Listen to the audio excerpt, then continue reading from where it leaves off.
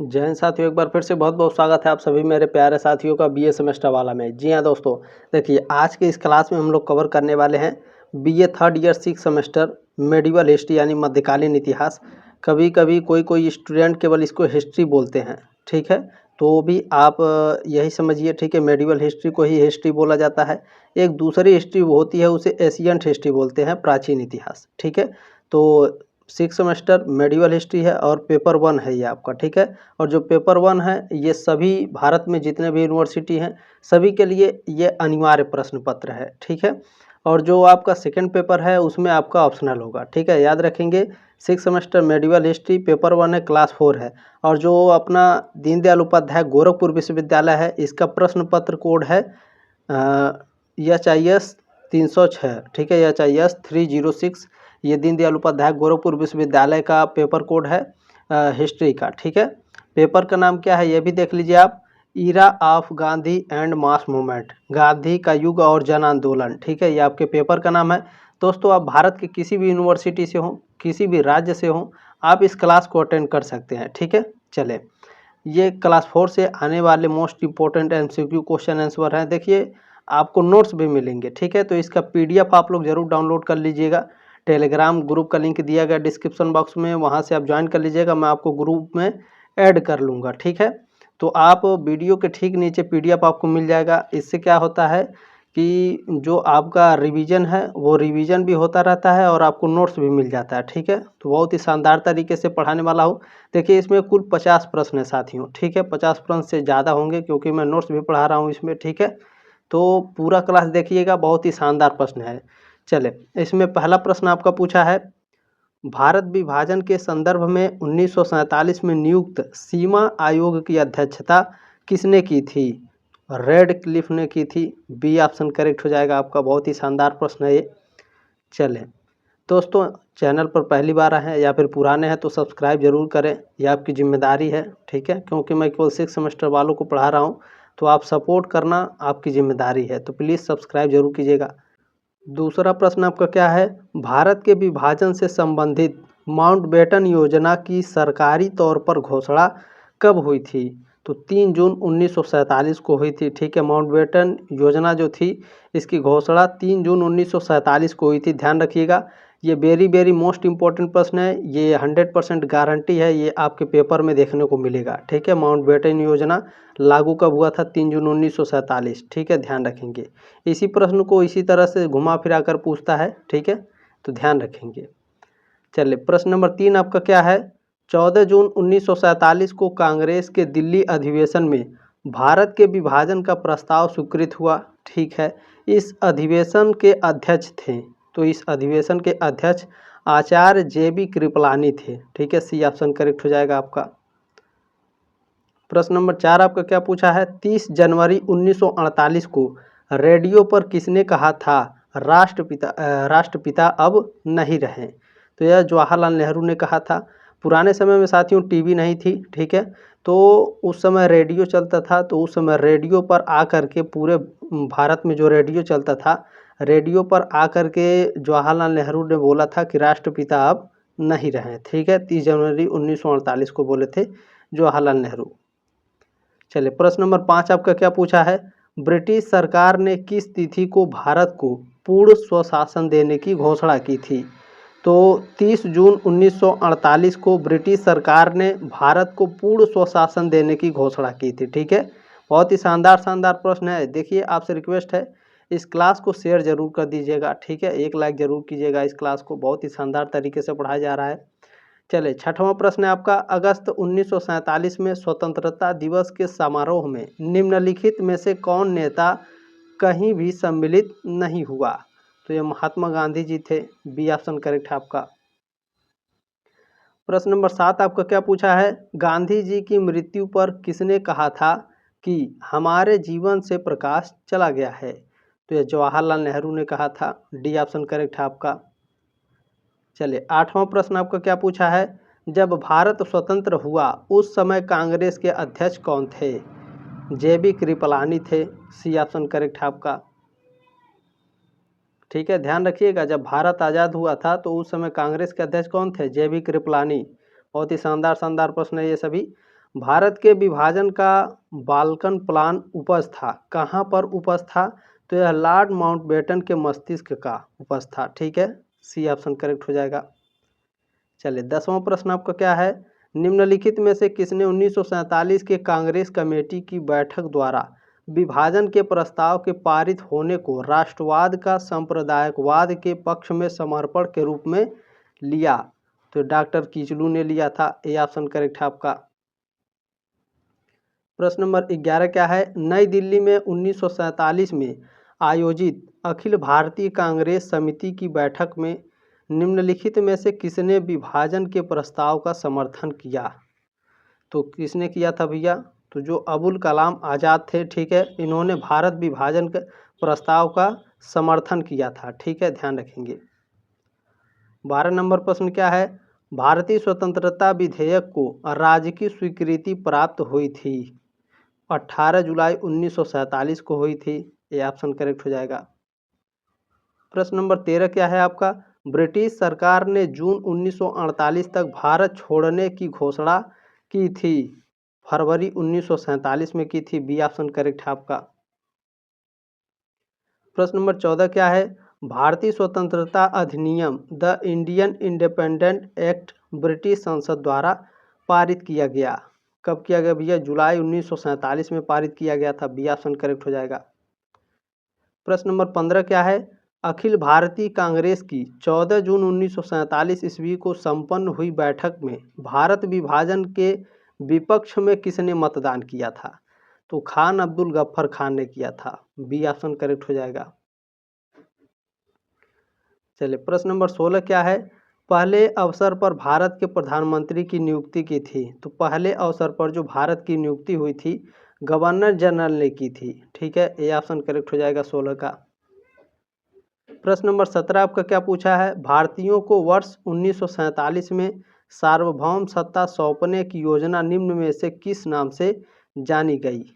Mountbatten योजना के नाम से जानी गई। सी ऑप्शन करेक्ट है आपका। प्रश्न नंबर 18 क्या है आपका? भारत में 15 अगस्त 1947 के पश्चात भी, ठीक है, भारत में 15 अगस्त 1947 के पश्चात भी किस औपनिवेशिक शक्ति के विरुद्ध स्वाधीनता संघर्ष जारी रखना पड़ा? ठीक है, यानी जब हमारा देश 15 अगस्त 1947 को आज़ाद हो गया था, उसके बाद भी हम लोग किससे स्वाधीनता प्राप्त करने के लिए संघर्ष कर रहे थे? तो वो पुर्तगाल था। ठीक है, डी ऑप्शन करेक्ट हो जाएगा आपका।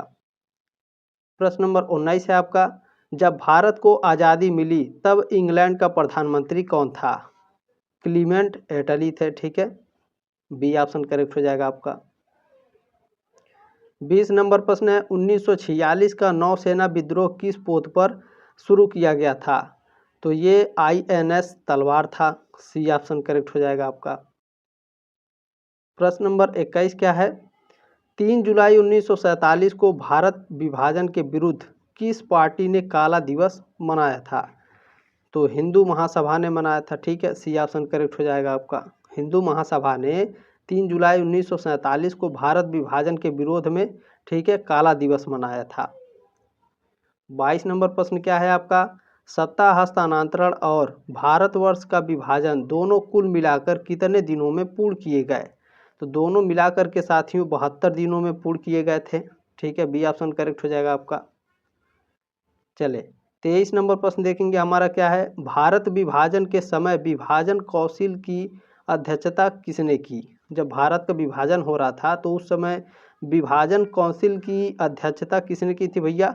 लॉर्ड माउंटबेटन ने की थी। सी ऑप्शन करेक्ट हो जाएगा। 24 नंबर प्रश्न है, भारतीय स्वतंत्रता के समय अंग्रेजी महाराज थे? बताइए, भारतीय स्वतंत्रता के समय अंग्रेजी महाराज कौन थे भैया? तो जॉर्ज सस्टम थे। ठीक है, जॉर्ज सस्टम। बी ऑप्शन करेक्ट हो जाएगा 24 का। प्रश्न नंबर 25 आपका इसमें पूछा है, माउंटबेटन योजना जून 1947 ने निम्नलिखित में से किन किन प्रांतों में लोक निर्णायर्थ संस्तुति की थी? सिंध में की थी, बलूचिस्तान में भी और उत्तर पश्चिम सीमांत प्रांत में भी। ठीक है, तो डी ऑप्शन करेक्ट हो जाएगा आपका, उपरोक्त सभी। चले अगला प्रश्न देखेंगे साथियों। 26 नंबर प्रश्न हमारा क्या है?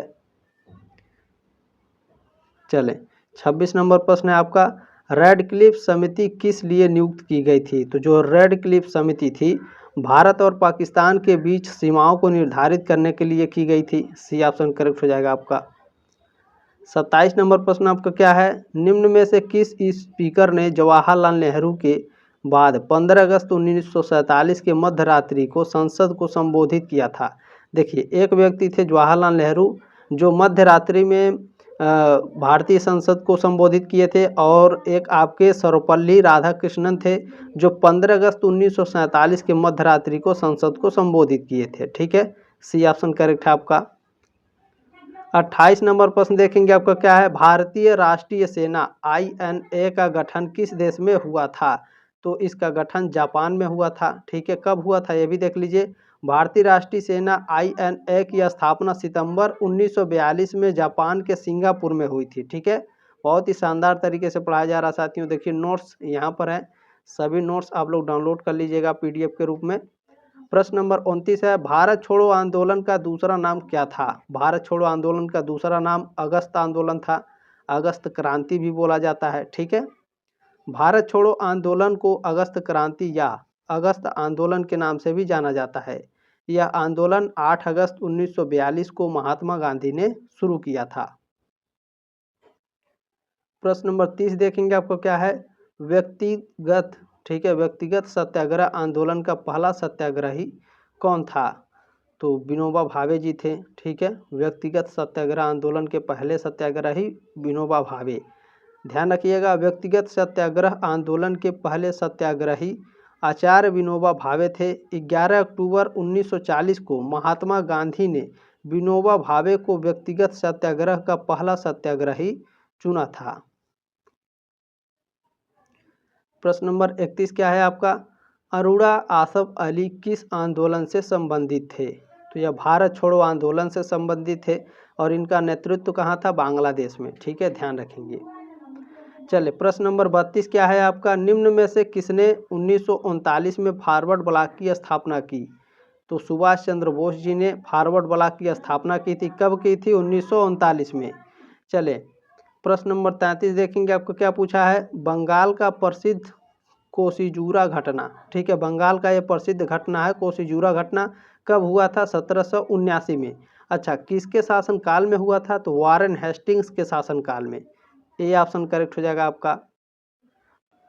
प्रश्न नंबर 34 आपका पूछा साथियों, मुस्लिम लीग ने प्रत्यक्ष कार्यवाही दिवस कब मनाया? ठीक है, तो मुस्लिम लीग ने प्रत्यक्ष कार्यवाही 16 अगस्त 1946 को मनाया था। ठीक है, 34 का ए ऑप्शन करेक्ट है आपका। प्रश्न नंबर 35 क्या है? माउंटबेटन ने अपनी योजना कब प्रस्तुत की?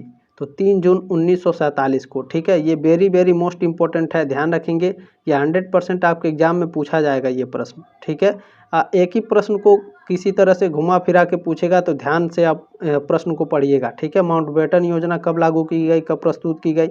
3 जून 1947।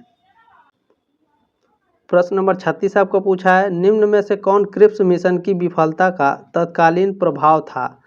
भारत छोड़ो आंदोलन था। डी ऑप्शन करेक्ट हो जाएगा। प्रश्न नंबर 37 आपका पूछा है, महात्मा गांधी ने ब्रिटिश शासन को समाप्त करने का आह्वान कब किया? तो 8 अगस्त 1942 को किया। ये ऑप्शन करेक्ट है आपका। प्रश्न नंबर 38 आपका पूछा साथियों, भारत को सत्ता हस्तांतरण के लिए वर्ष 1946 में ब्रेकडाउन योजना किसके द्वारा प्रस्तावित की गई थी? तो यह वायसराय लॉर्ड वेवेल के द्वारा प्रस्तावित की गई थी। बी ऑप्शन करेक्ट है आपका। प्रश्न नंबर 39 है, निम्न में से कौन प्रसिद्ध INA मुकदमे के वकील थे? तो INA के प्रसिद्ध जो वकील थे ये भूला भाई देसाई थे। ठीक है, INA मुकदमे के वकील कौन थे भैया? भूला भाई देसाई। याद रखिएगा, बहुत ही शानदार प्रश्न है। 40 नंबर प्रश्न क्या है? INA मुकदमा किसके काल में चलाया गया? तो लॉर्ड वेवेल के शासनकाल में चलाया गया था। ए ऑप्शन करेक्ट है आपका 40 का। प्रश्न नंबर 41 है, रानी झांसी रेजिमेंट संबंधित है? आज़ाद हिंद फौज से संबंधित है। ए ऑप्शन करेक्ट है। प्रश्न नंबर 42 पूछा आपका, इनमें से किसने रानी लक्ष्मीबाई रेजिमेंट की स्थापना की थी?